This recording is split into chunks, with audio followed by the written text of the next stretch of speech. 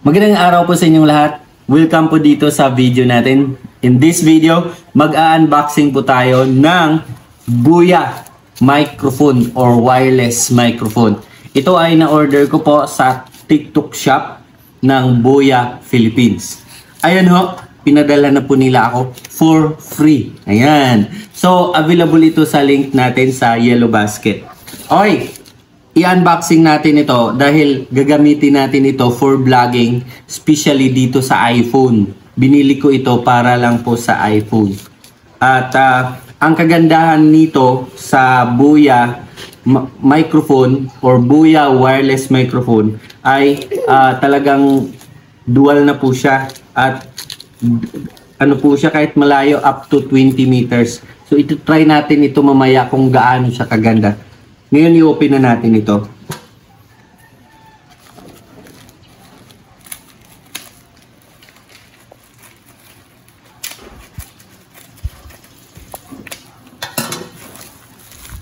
Okay. Safe na safe siya dahil meron po siyang bubble wrap. Okay. Alright. Ayan na ho. Ito ay 2.4 GHz dual channel wireless microphone system for iOS devices. Ayan. So dapat nakalagay for iOS. Iba-iba po kasi yung ano, pwede rin po for type C, pwede rin po for iOS. Ayan, open natin ito. Alright. Na, okay. Ayan.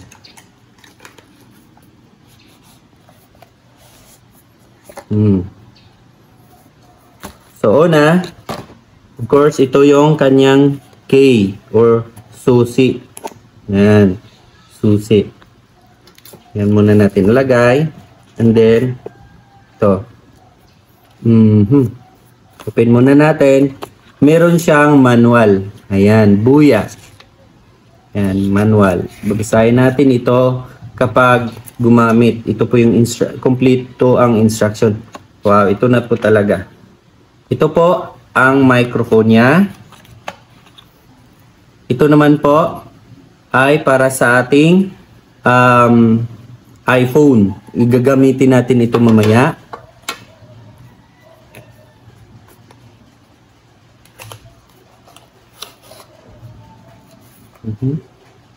Single pa lang po pala ito. Okay. At ito ang kanyang para po sa noise protection, para mawala, hindi maiwasan yung pag maingay yung paligid mo. Ayan. So ite-test natin ito. Meron po kasamang charger. Ayan. I-charge natin siya. Okay. Ito po yung sina-charge itong sa microphone. Pag i-charge natin ito, ayan, i-test natin.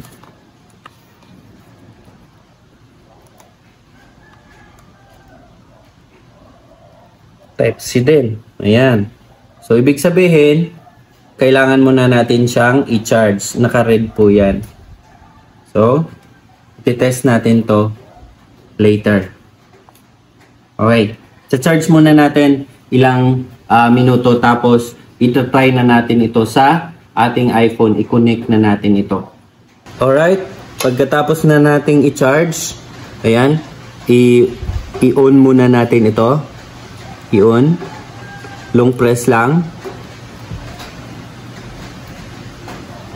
Ayan. Nag-blue na siya. Ibig sabihin, ready na siya. And then, gagamitin na natin itong noise protector niya. Ganyan lang. Yan. Pwede rin po ito gamitan ng ano, yung headphone or yung other microphone to connect this accessory po. Pwede rin po. Yan. Gagamitin natin ito mo. Ito naman po meron siyang volume. Pataas and then pababa. And then dito naman po sa kabila, ito yung noise cancellation. So, kapag i-click lang natin ito, noise cancellation yan. So, automatic po, hindi na po siya maingay yung paligid mo. And then, ito naman po, para sa iPhone. Yan.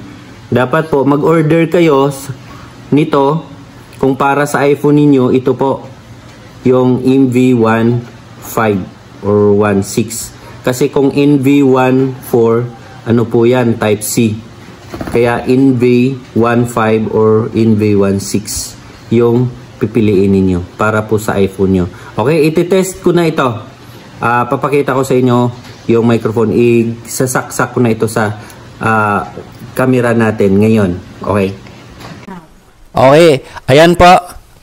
Makikita ninyo, naka-record na po ito. At gumagamit na po tayo ng microphone. So, try natin palayo yung camera kung ano kalayo. Ayan. Papunta doon. Kung maririnig pa rin. Ayan. So, klarong-klaro diba yung boses natin? Talagang maganda yung quality ng video or content ninyo, lalo na kung vlogger kayo, kapag gumagamit kayo ng Buya microphone. Kaya bili na po kayo dito sa TikTok shop ng Buya Philippines. Meron din po ako dito sa link na ibibigay dito sa Yellow Basket ng TikTok account ko. Ayan, order na po kayo. Nagde-deliver po sila nationwide. Maganda, di ba? Maganda yung buses. So, kung ako sa inyo, bumili na kayo ng Buya wireless microphone. Affordable lang siya. Pero, good quality. Ayan. Mabilis lang po yung delivery. Ilang araw lang dumating na sa akin. At saka yung packaging nila, napakaganda po. At good quality po. Ayan po. Ito po yung ano naman po. Ang purpose nito, kapag mag-ano kayo doon, kung gusto nyo i-reset yung microphone ninyo. So, maraming salamat sa panood. Bye-bye po.